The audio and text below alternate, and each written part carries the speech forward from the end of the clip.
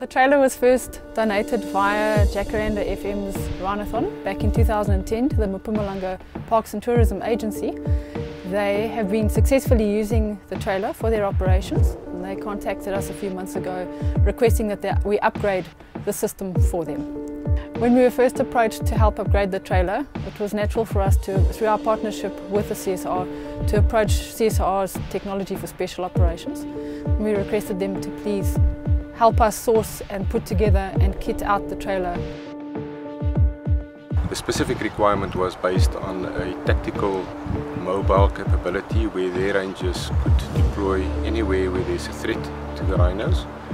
And we then sat with the project requirement statement person, that was Mr. John de Beer from Mpumalanga Parks, and then ironed out the exact requirement, and based on that requirement came up with a concept where this tactical trailer, which they already had in their position, could be developed and then also optimized for tactical headquarter deployments.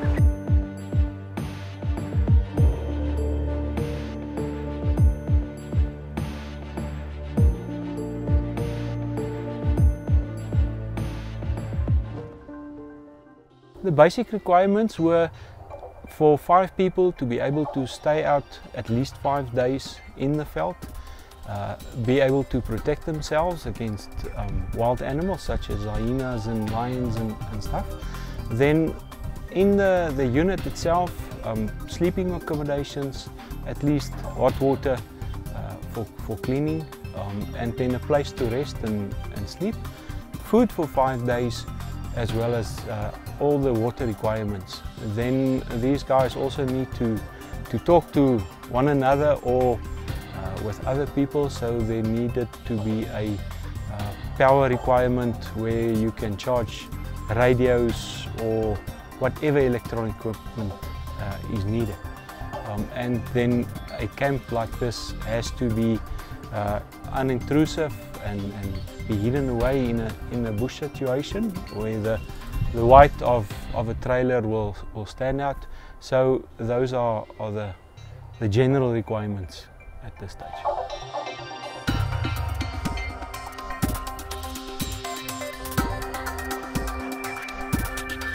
With a fridge to keep their food fresh, there's a gas stove so that they can prepare food for them and also boil water.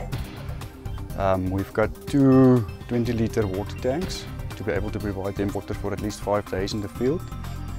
We added some racks on the trailer to be able to carry the extra equipment, like the electric fence they put around the tent to protect them from the wild animals. There's also a shower that the guys can have a nice hot shower during the day, and there's 2 tents that they can sleep in, and then also a 3x6 gazebo to provide shade during the operations and also for the equipment.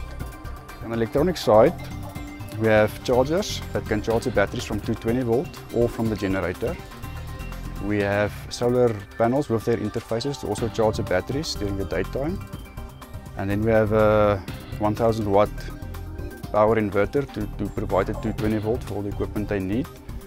And then on the outside of the trailer we added all the plugs for the 12 volt outputs and the 220 volt outputs, and also the charging input that they require. Up to now we had to make do with scroungy stuff. Guys had to stay for days and days in the veld and did not have the proper just facilities where they can wash up and so on, you know. And this will impact greatly on performance in the first hand. It will also open up areas for us where we could not work because of the lack of this type of requirement where you can bring the guys to and work from there. So this is going to have a major impact on our processes and the places we can work. The CSIR team has been fantastic. Really, Technology for Special Operations have come to the party in such a huge way. They've put their hearts and souls into this project. They've been so supportive of counter-poaching.com's projects, and really it's so nice to see so much extra effort being put in by people who truly care for the crisis that our rhino are busy facing at the moment. Their level of expertise, their professionalism, the time that they have put this all together has just been phenomenal. Really, they've done it as quickly as they possibly could. They've been really great.